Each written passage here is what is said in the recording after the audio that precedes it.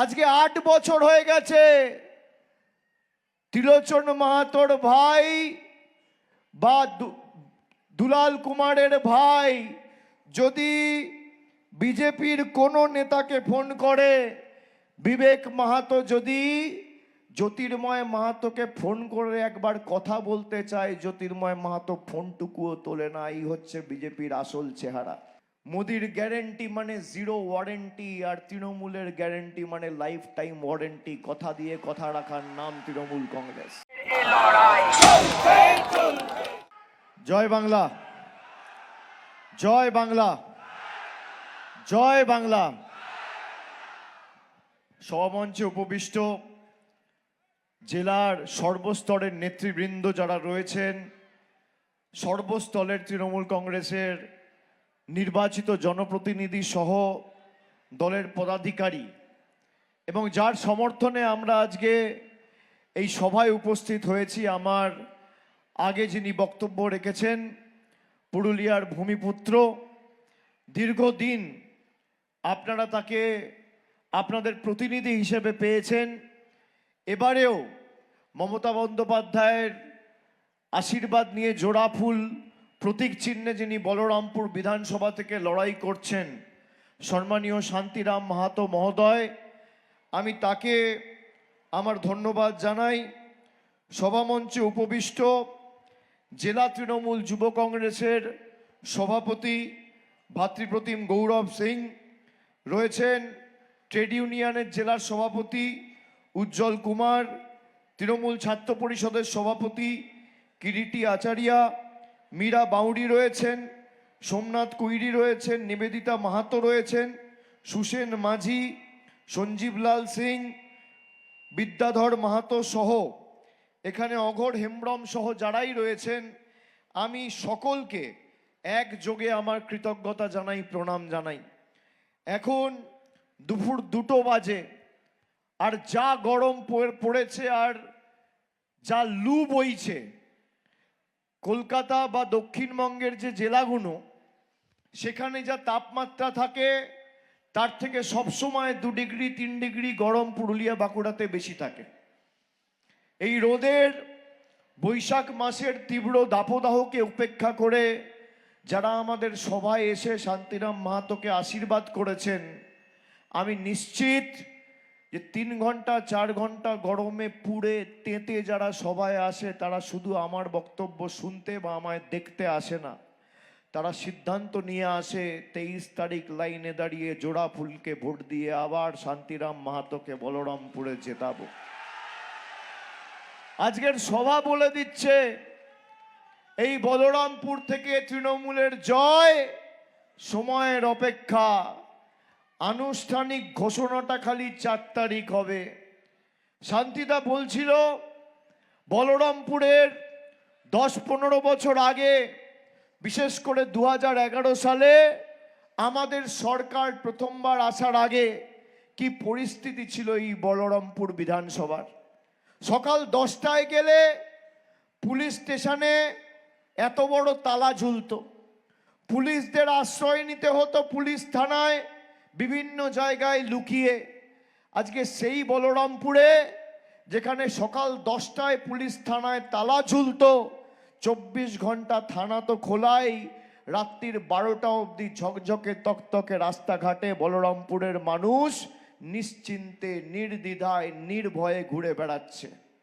বলরামপুরের মাটিতে শান্তি প্রতিষ্ঠা করা আমাদের সব থেকে বড় সাফল্য। এখানে বাম আমলে বলরামপুরে যে কটা ব্লক অফিস ছিল, বিশেষ করে কৃষি দপ্তর থেকে শুরু করে অনগ্রসর শ্রেণী কল্যাণ দপ্তর সহ একাধিক গুরুত্বপূর্ণ দপ্তরের যাবতীয় কাজকর্ম হতো ভাড়া বাড়িতে।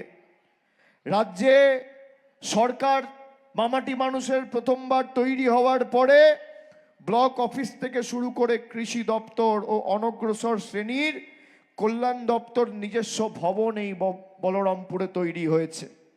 বলরামপুরে নতুন দমকল কেন্দ্র হয়েছে। আগে বলরামপুরে যে কোনো প্রান্তে অগ্নিসংযোগের ঘটনায় পুরুলিয়া থেকে ফায়ার ব্রিগেড ডাকতে হতো, পৌঁছাতে 1-1.5 ঘন্টা 2 ঘন্টা লেগে যেত। এখানে বলরামপুরের যোগাযোগ ব্যবস্থার আমূল পরিবর্তন হয়েছে। সরকারি বেসরকারি বাসে চেপে ঝাঁ চকচকে রাস্তা ধরে বলরামপুর থেকে বাঘমুন্ডি হোক কিংবা জেলার যে কোনো প্রান্তে এখন সহজে পৌঁছে যাওয়া যায়। আমার মনে আছে 2018 সালের পঞ্চায়েত ভোটের প্রাক্কালে এই বলরামপুরে বিজেপির 2 জন কর্মীর অস্বাভাবিক মৃত্যুর ঘটনা। একজনের নাম ছিল ত্রিলোচন মাহাতো, একজনের নাম ছিল দুলাল কুমার। তাই তো ঠিক বলছি তো? 18 সালের জুন মাসে ঘটনাটা ঘটেছিল। অস্বাভাবিক মৃত্যুকে কেন্দ্র করে বিজেপি আবার সেই নির্লজ্জ রাজনীতি করে বলরামপুরের মাটিকে অশান্ত করতে নেমেছিল। 2019-এ বিজেপি জিতেছে, 2021-এ বলরামপুরে বিজেপি জিতেছে অত্যন্ত কম ব্যবধানে 450 ভোটে। শান্তিরাম মাহাতো এখান থেকে পরাজিত হয়েছিল। যারা মৃত্যু নিয়ে রাজনীতি করেছে, মৃতদেহ নিয়ে রাজনীতি করেছে, ত্রিলোচন মাহাতো আর দুলাল কুমারের পরিবারকে তৎকালীন বিজেপির সর্বভারতীয় সভাপতি অমিত শাহ এসে বলেছিল তাদের পরিবারের কোনো সদস্যকে কেন্দ্রীয় সরকারের কোনো একটা দপ্তরে চাকরি দেওয়ার ব্যবস্থা বিজেপি করবে। আজকে 8 বছর হয়ে গেছে। ত্রিলোচন মাহাতোর ভাই বা দুলাল কুমারের ভাই যদি বিজেপির কোনো নেতাকে ফোন করে, বিবেক মাহাতো যদি জ্যোতির্ময় মাহাতোকে ফোন করে একবার কথা বলতে চায়, জ্যোতির্ময় মাহাতো ফোনটুকুও তোলে না। এই হচ্ছে বিজেপির আসল চেহারা। 8 বছর পর যারা নিজের দলের কর্মী সৈনিকদের চাকরির প্রতিশ্রুতি দিয়ে 8 বছর কোনো প্রতিশ্রুতি পালন করতে পারে না, আর যাই হোক তারা বলরামপুরের মানুষকে প্রতিশ্রুতি দেওয়ার জায়গায় নেই বা পুরুলিয়ার মানুষকে মিথ্যে প্রতিশ্রুতি দেওয়ার কোনো অধিকার এদের নেই। এখানে বিজেপির যে প্রার্থী হয়েছেন, আগে ছিলেন মানেশ্বর মাহাতো, এখন প্রার্থীর নাম কি? জলধর মাহাতো। আমি শুনেছি তিনি নাকি এখানকার যিনি সাংসদ জ্যোতির্ময় মাহাতোর আপ্তসহায়ক। জ্যোতির্ময় মাহাতোকে আমি শুনেছি, ঠিক ভুল জানি না, নতুন গাড়ি গিফট করে বিজেপির প্রার্থী পদ ঘুষ দিয়ে নিয়েছেন। এখানে দেখুন, আমার কাছে খবর থাকে, জলধর মাহাতো, আপনি ভাবুন এখানে যিনি দাঁড়িয়েছেন দিল্লির তল্পি বাহক হচ্ছে জ্যোতির্ময় মাহাতো। জ্যোতির্ময় মাহাতোর আপ্তসহায়ক জলধর মাহাতো, তার অধীনে বলরামপুরবাসীকে থাকতে হবে। আপনারা কি মানবেন এই অপমান? আপনারা মানবেন এই অসম্মান? দিল্লির কৃতদাসের আপ্তসহায়ককে আপনাদের মাথায় চাপিয়ে দেওয়া হচ্ছে। আর অন্যদিকে এখানকার ভূমিপুত্র, দীর্ঘদিন মমতা বন্দ্যোপাধ্যায়ের সাথে মন্ত্রিত্ব সামলেছে, তার সহকর্মী সতীর্থ শান্তিরাম মাহাতোকে তৃণমূল কংগ্রেস প্রার্থী করেছে। সারা জীবন রাজনীতি করতে গিয়ে পরিবার পরিজনের সাথে সময় কাটাতে পারেনি।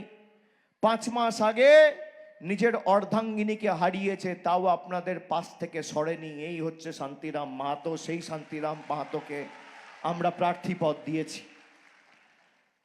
এখানে বানেশ্বর মাহাতো প্রার্থী ছিল, তাকে দেওয়া হলো না। তাকে দিলে 50,000 ভোটে হারত। আর এখানে যাকে দাঁড় করিয়েছে তাকে দাঁড় করানোর ফলে আমি বিশ্বাস করি 5,000 ভোট হলেও তৃণমূলের বাড়বে, কমবে না। জয় শুধু সময়ের অপেক্ষা। এখানে আমি আপনাদের বলতে চাই যে আমি পুরুলিয়ায় জানুয়ারি মাসে এসছিলাম। সেখানে আমি একাধিকবার আপনাদেরকে বলেছি পুরুলিয়ায় যে সমস্ত ট্রেন চলে, বিশেষ করে এখন সরাসরি মানুষ বলরামপুর হয়ে অযোধ্যা যায়, এবং যত ট্রেন আছে কোনো ট্রেন সময়ে ঢোকে না।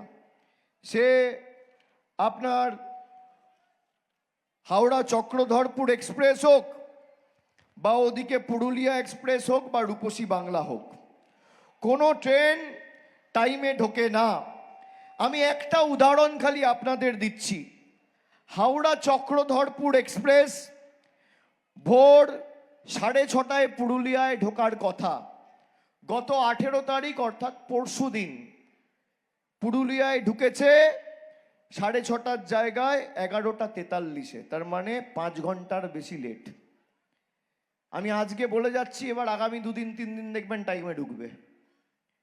এরপর আসি পুরুলিয়া এক্সপ্রেস, হাওড়া থেকে বিকেলে ছাড়ে আর রাত্রির 10টা 20 পুরুলিয়ায় ঢোকার কথা।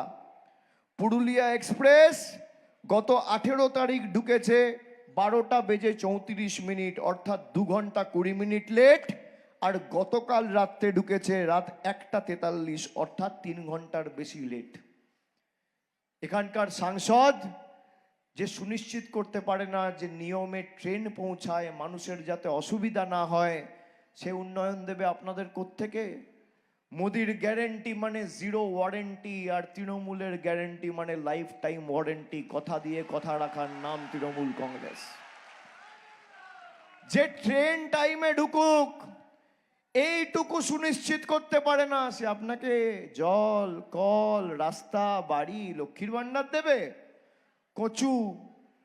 5 বছর ক্ষমতায় ছিল এখানে। পুরুলিয়া ডবল ইঞ্জিন সরকারের স্বাদ 19 সাল থেকে পেয়েছে। সাংসদ বিজেপির, বিধায়ক বিজেপির। কি পেয়েছেন বলরামপুরবাসী? পেয়েছেন? কিছু পেয়েছেন?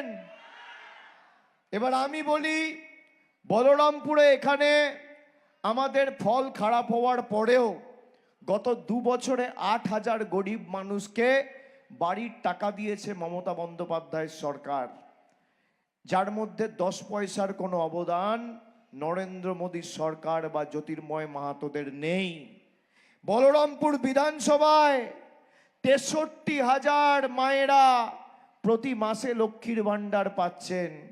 বিজেপি বলছে তারা ক্ষমতা এলে 3,000 টাকা লক্ষ্মীর ভান্ডার দেবে। মাথায় রাখবেন, 0 ওয়ারেন্টি। যারা নিজের দলের কর্মীকে চাকরি দিতে পারে না, বলেছিল 15 লাখ দেবে, কেউ পেয়েছেন? 2 কোটি চাকরি হবে, হয়েছে?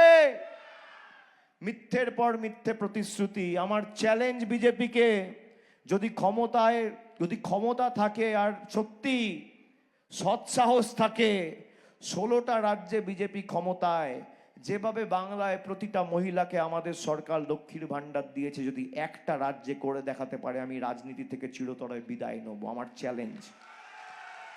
আমরা কথা দিয়ে কথা রাখি। এখানে 40,000 কৃষক ভাইয়েরা কৃষক বন্ধুতে সাহায্য পেয়েছেন। যুবসাথী 28,000 যুবক যুবতী যুবসাথীর ফর্ম ফিল আপ করেছিল। প্রত্যেকের অ্যাকাউন্টে 1500 টাকা করে মার্চ মাসে পৌঁছে গেছে, এপ্রিল মাসে ঢুকে গেছে। যারা ফর্ম ফিল আপ করেছেন, কোনো কারণে হয়তো এখনো পাননি, 4 মে ফল বেরোবে। রাজ্য সরকার সুনিশ্চিত করবে মে মাসের শেষের মধ্যে আপনারা সকলে যুবসাথীর টাকা পাবেন, কেউ বাদ যাবেন না। এবার রাস্তাশ্রী পথশ্রীতে প্রায় 45 কোটি টাকা গ্রামীণ রাস্তা হয়েছে এই বলরামপুর বিধানসভায়। 8,000 গরিব মানুষ বাড়ি পেয়েছে। শান্তিরাম মাহাতোকে জেতান, 8,000 নয়, বলরামপুরে যত গরিব পরিবার আছে আবাসের জন্য ফর্ম ফিল আপ করেছেন, আবেদন করেছেন, নিবেদন করেছেন, সে 20,000 হোক, 30,000 হোক, 35,000 হোক, আমাদের গ্যারেন্টি আগামী 5 বছরের মধ্যে সবার মাথার উপর পাকা ছাদের ব্যবস্থা আমাদের সরকার করবে। মহিলারা আজীবন লক্ষ্মীর ভান্ডার পাবেন। কেউ আপনাদের লক্ষ্মীর ভান্ডারে একটা আঁচড় কাটতে পারবে না, আজীবন। যত পরিবার রয়েছে, বাড়ি রয়েছে, আমাদের সরকারের প্রতিজ্ঞা আগামী 5 বছরে নলবাহিত পানীয় জল পৌঁছে দেবে মামাটি মানুষের সরকার। ব্লকে, টাউনে, এখানে বলরামপুরের ক্ষেত্রে বলরামপুর ব্লক, পুরুলিয়া 1 নম্বর ব্লক, আরসা ব্লক টাউন ধরে ধরে যেভাবে দুয়ারে সরকারের শিবির তৈরি হয়েছিল, উন্নত মানের স্বাস্থ্য পরিষেবা দেওয়ার জন্য স্বাস্থ্য শিবির তৈরি করবে প্রতি বছর রাজ্য সরকার। আপনাকে সেই ক্যাম্প থেকে স্বাস্থ্য পরিষেবা আপনি যাতে পান, কোনো অসুবিধা না হয়, আমরা কথা দিয়েছি। আর আমাদের আরও একটা প্রতিজ্ঞা, যত বয়োজ্যেষ্ঠ প্রবীণ নাগরিক আছেন, যারা বার্ধক্য ভাতার আবেদন করেছেন, নিবেদন করেছেন, সবাই আগামী দিন শান্তিরাম মাহাতো জিতলে বলরামপুরের যত প্রবীণ নাগরিক আছেন সবাই বার্ধক্য ভাতা পাবেন, কেউ বাদ যাবেন না। আমাদের প্রতিশ্রুতি, তৃণমূল কথা দিলে তৃণমূল কথা রাখে। এখানে কেন্দ্রীয় সরকারের জল জীবন মিশনে প্রকল্পের টাকা আটকে রাখা সত্ত্বেও রাজ্যের তরফে বলরামপুরের বহু এলাকায় জলের ট্যাঙ্ক তৈরি করা হয়েছে। বলরামপুরে বিদ্যুতের নতুন সাব স্টেশন তৈরি হয়েছে। বাম আমলে লোডশেডিংয়ের কারণে সাধারণ মানুষের হয়রানির শেষ ছিল না, আজকে সেসব দিন অতীত। আমরা কথা দিয়ে কথা রেখেছি। 21-এ আমরা 423 ভোটে এখান থেকে আমরা হেরেছিলাম বা পরাজিত হয়েছিলাম। শান্তিদা আসুন, আমরা 24-এর ফলের নিরিখে যদি দেখেন প্রায় 1100 ভোটে এখান থেকে এগিয়ে রয়েছি। এবারে আমার আবদার থাকবে, আবেদন থাকবে, প্রত্যেকটা অঞ্চল, প্রত্যেকটা বুথ থেকে আমাদেরকে যারা অপমানিত করেছে সেই বাংলা বিরোধী জল্লাদ বিজেপিকে উচিত শাস্তি দেওয়া এবং যোগ্য শিক্ষা দেওয়া। খালি 5000 10,000 ভোটে জেতালে হবে না। আমি কথা দিয়ে যাচ্ছি, শান্তিদা লাক্ষা শিল্প নিয়ে বলেছে, আজকে শান্তিরাম মাহাতো যদি এখান থেকে জিতত, যে ক্লাস্টার তৈরি হওয়ার কাজ শুরু হয়েছিল অভূতপূর্ব অগ্রগতি গত 5 বছরে হতো। 26 থেকে 31 যারা লাক্ষা শিল্পর সাথে যুক্ত তাদের জীবন তৃণমূল কংগ্রেস এবং মামাটি মানুষ সরকার এই বলরামপুরে পাল্টে দেবে, আমরা কথা দিয়ে যাচ্ছি। শান্তিরাম মাহাতোকে জেতান। তৃণমূল থাকলে কোনো চিন্তা নেই, আপনার অধিকার সুরক্ষিত থাকবে। যাকে এখানে জিতিয়েছিলেন 5 বছর, অনুবীক্ষণ যন্ত্র দিয়ে খুঁজে পাননি। SIR এর সময় ফর্ম ফিল আপ করবেন, হিয়ারিং সেন্টারে যাবেন, বিজেপির কেউ পাশে এসে দাঁড়ায়নি, তৃণমূলের কর্মী সমর্থকরা দাঁড়িয়েছে। জ্যোতির্ময় মাহাতোকে জিজ্ঞেস করুন, 12 বছর আগে নরেন্দ্র মোদী ক্ষমতায় এসছে, একটা রান্নার গ্যাসের দাম ছিল 400 টাকা, আজকে সেই রান্নার গ্যাসের দাম 1100। কোথাও ব্ল্যাকে বিক্রি হচ্ছে 2000, কোথাও 2500। এক কেজি চা পাতার দাম ছিল 130 টাকা, 35 টাকা, 40 টাকা কেজি, সেখান থেকে আজকে চা পাতা 350 টাকা কেজি। 1 লিটার দুধ ছিল 27 টাকা, আজকে দুধ 62-64 টাকা লিটার। কেরোসিন তেল 14 টাকা লিটার ছিল, আজকে 40 টাকা লিটার। রেলের প্ল্যাটফর্ম টিকিট ছিল 5 টাকা, আজকে রেলের প্ল্যাটফর্ম টিকিট 30 টাকা। নিত্য প্রয়োজনীয় জিনিস, সাধারণ মানুষের জীবনের নিত্য প্রয়োজনীয় জিনিসের মূল্য বৃদ্ধি সব আকাশ ছোঁয়া, ঊর্ধ্বমুখী। ডিজেল ছিল 38 টাকা, আজকে 90 টাকা। পেট্রোল ছিল 50 টাকা, আজকে 100 টাকা। মাছ মাংস আমরা খাবো কি খাবো না বিজেপির নেতারা ঠিক করবে। বিহারের নেতা বলছে মাছ বিক্রি করা যাবে না, মাংস বিক্রি করা যাবে না। এরা বলছে বিজেপি ক্ষমতায় এলে তারা অভিন্ন দেওয়ানি বিধি নিয়ে আসবে। অভিন্ন দেওয়ানি বিধি কি? আপনার খাদ্যাভ্যাস থেকে শুরু করে আপনার পুজো করার, উপাসনা করার পদ্ধতি, আপনি ঈশ্বরকে কিভাবে পুজো করবেন, আগামী দিন বিজেপি নেতারা দিল্লি থেকে বসে ঠিক করে দেবে। এর থেকে সব থেকে বেশি ক্ষতিগ্রস্ত হবে তপশিলি ভাইয়েরা, জনজাতি ভাইয়েরা, মায়েরা, যারা কুর্মী সমাজকে মিথ্যে কথা বলে। আমার চ্যালেঞ্জ জ্যোতির্ময় মাহাতোকে, এখানে ক্যামেরা আছে, সংবাদ মাধ্যমের প্রতিনিধিরা আছে, আপনাদের হাতে মোবাইল আছে, আমার কথা রেকর্ড করুন।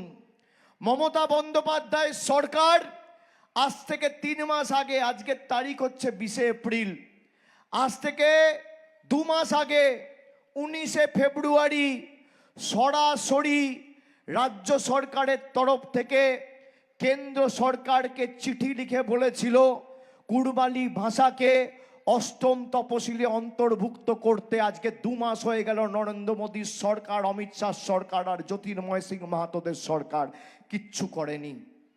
আমি আগের বার পুরুলিয়া এসেছিলাম, কপি দেখিয়ে গেছি।